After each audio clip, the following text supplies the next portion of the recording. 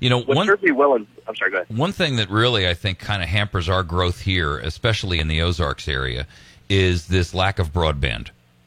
You know, we have Nixon has put together this broadband initiative called Mo Broadband Now. And, you know, this thing holds a special place in my heart because I'm a techno geek. I'm a propeller head, you know, when I'm not on the radio. And you have a pocket protector? What's that? Do you have a pocket protector? With a slide rule.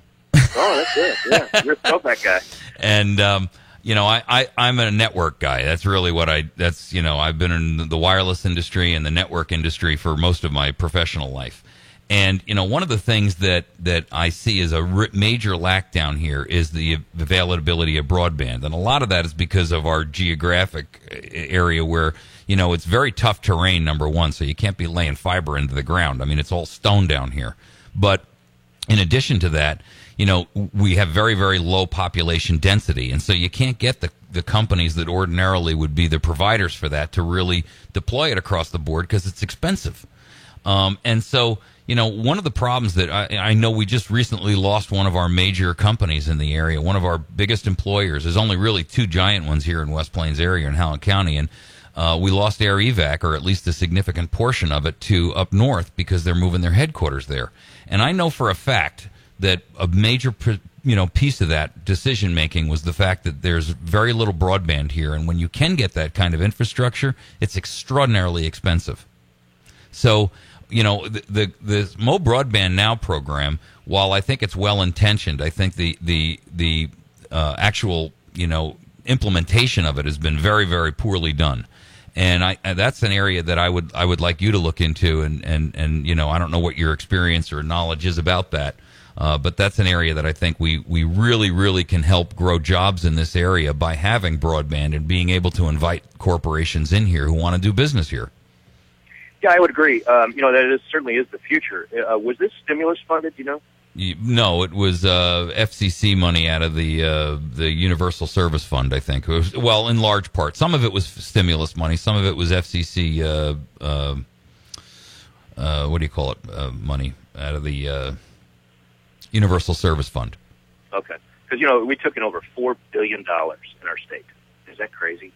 And that's the only reason that people don't. That's the only reason people aren't, you know, walking around with pitchforks, is that it covered a lot of budget holes for our present governor. And so, with $4 billion, you think we would have done it right? Yeah. Well, clearly we haven't, because I'm here to tell you that as a businessman myself, I tried to get high-speed bandwidth pipe in here, and for a 3 meg connection, it was going to cost me $800 a month. Yeah, and your other big that's insane. Employer. That is insane. Your other big employer is what, Armstrong down there?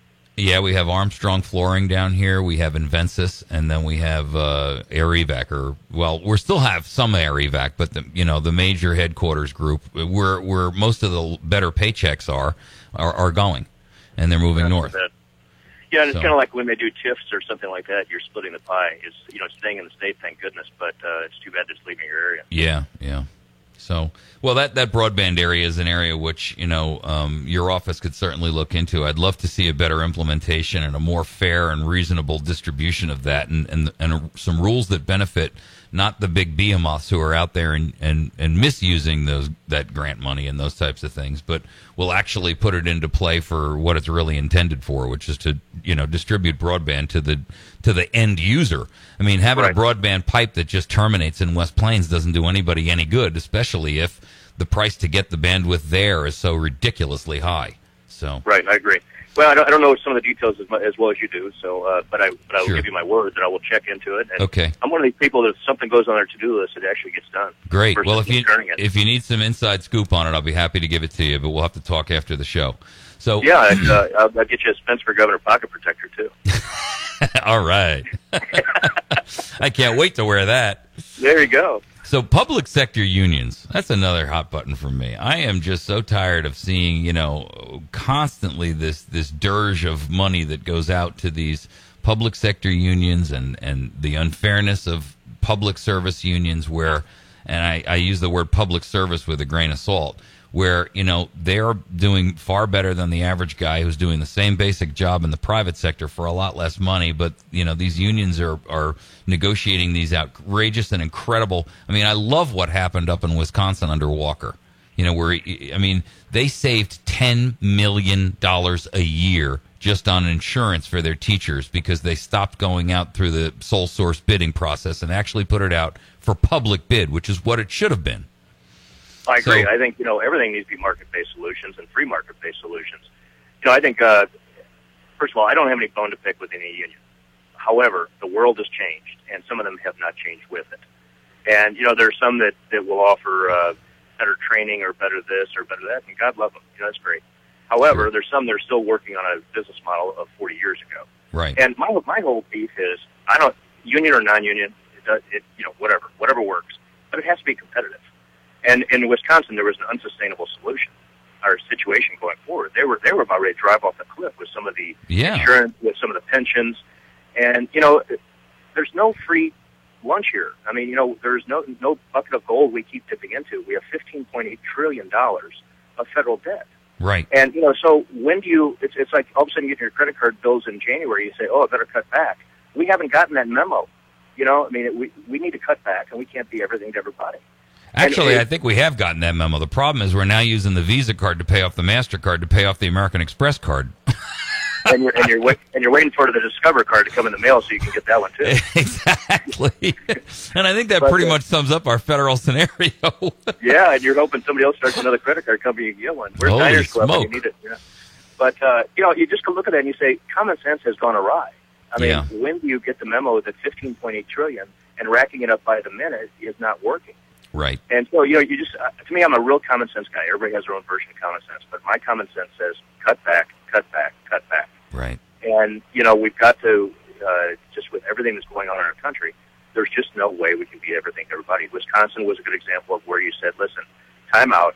We've got to talk about this like adults and come up with a reasonable solution that is sustainable. Missouri did some pension reform. We probably need to continually look at it.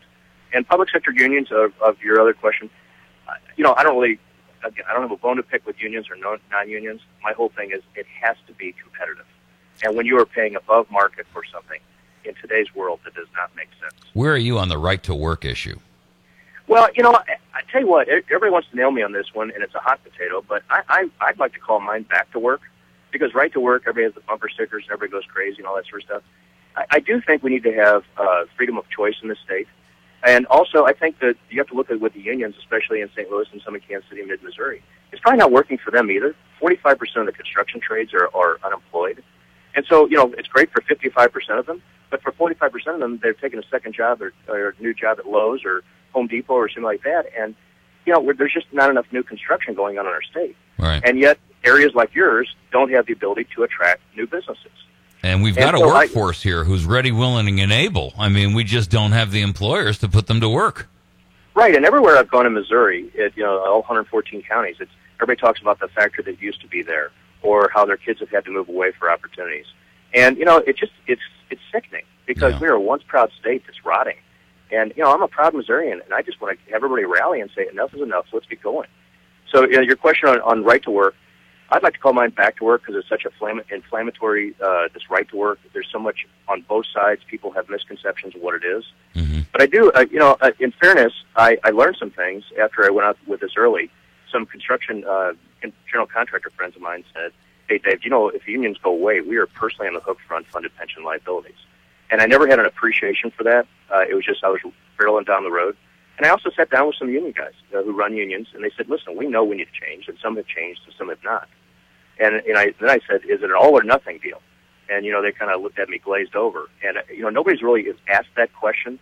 And maybe we just need to sit down and figure out, is there an all or nothing deal? Can we get businesses moving back here? Can we get competitive with our neighboring states?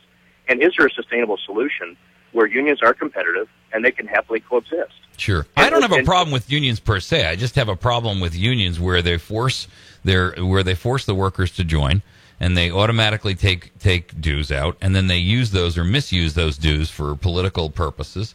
And then, and at the same point in time, they are insistent and demanding for unreasonable concessions. If I've got to pay for part of my health care, then dagnabbit, so does the union guy, And there's absolutely, especially public service, because to be honest with you, my theory on it is this: unions were there and originally created to be protectors against unfair employers.